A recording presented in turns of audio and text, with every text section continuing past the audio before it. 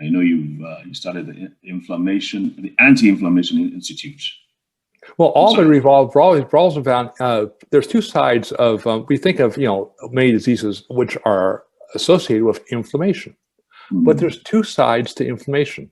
There's the turning on, but also the turning off. Think of this as a sink that has a blockage in the drain. You turn the faucet on. What happens? The levels of the water build up in the sink, and then they start spilling over onto the floor. We call that disease. They say, oh my God, what are we going to do? Say, first step, take care of the blockage in the sink. That's the resolution. So the resolution aspect of the inflammatory response, this is under very exceptionally profound dietary control. But the door can swing both ways. Your diet can basically enhance the resolution response, or it can block it. And what we have now on a worldwide basis is changes in dietary patterns are significantly basically blocking that resolution response. So in your experience with the omega-3 fatty acids, which is only one part of the total puzzle, say, if I can basically get enough omega-3 fatty acids into the patient, the body, in this case, the brain, begins to heal itself. And so if you basically relate to individuals the stories you have seen with your own hands, say, that can't be done, it's impossible. Say, but I've seen it. Say, I have two eyes. I'm just reporting back what I see.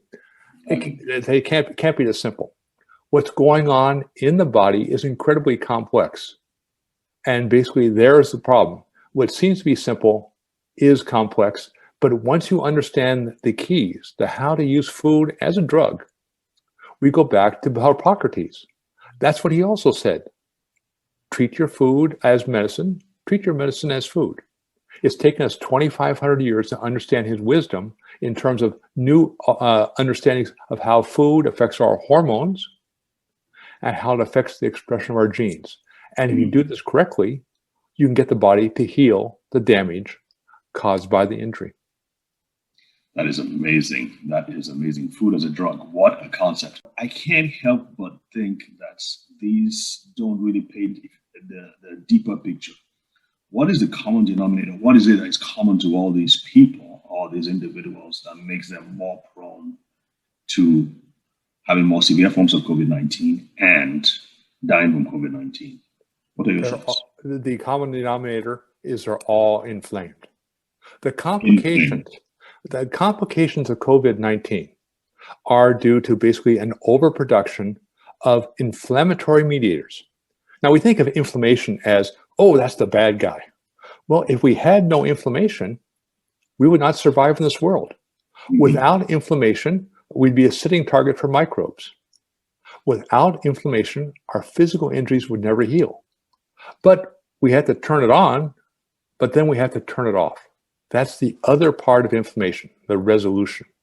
So we had to ask the question, not why people basically die of COVID-19, but why do many of the people, especially in America, 80% of the people, 40% never have any symptoms whatsoever. Another 40% of their symptoms are so mild, they just don't even recognize it. 20% now will have severe, saying something's wrong. Perhaps half of that will go to the hospital, and of the ones that go to the hospital, about half will die. What's the common denominator? Excess inflammation. It's not that basically the COVID-19 is causing inflammation. That's how the body attacks it. But the body is unable to turn off the inflammation. Then you get what's called this cytokine storm, and everything basically falls apart. So our goal is saying we can look at COVID-19 and the complications of saying it's really a disease of a blockage of the body's internal resolution response. That's how we heal. And when it's blocked, nothing heals correctly. That's why now we can look back at many diseases which are linked to inflammation and say, yes, we can see the inflammation, but we can't see the blockage of the resolution response that turns off the inflammation to set the stage for the body to heal itself. So what you're saying is that, and if I may get this right, people's quote unquote food the dietary lifestyles, the physical lifestyles, maybe even their genes, make them have a higher level of inflammation in their bodies, which sets the stage for a more severe form of COVID-19 should they contract the virus. Exactly. And what's the easiest way to find out if you're inflamed? A test, I'm sure. No, the easiest way, go to a mirror, take all your clothes off, and ask to say, do I look fat? Oh. And we all know what that means. I'm all by myself say, no, I think I'm fat. If you're fat, that means you're already inflamed, because your fat stores, excess fat stores, are the breeding ground for inflammation. And that's why the number one predictor of complications of COVID-19 are obesity and age. Why age? Because as we age, the body becomes more inflamed. And so all the complications of aging that we talk about are really complications caused by inflammation, but in reality caused by a blockage of the body's natural ability to resolve inflammation and heal.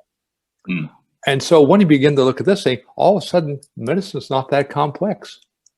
We've wanted to think it's a very arcane say we have a drug A for disease Z.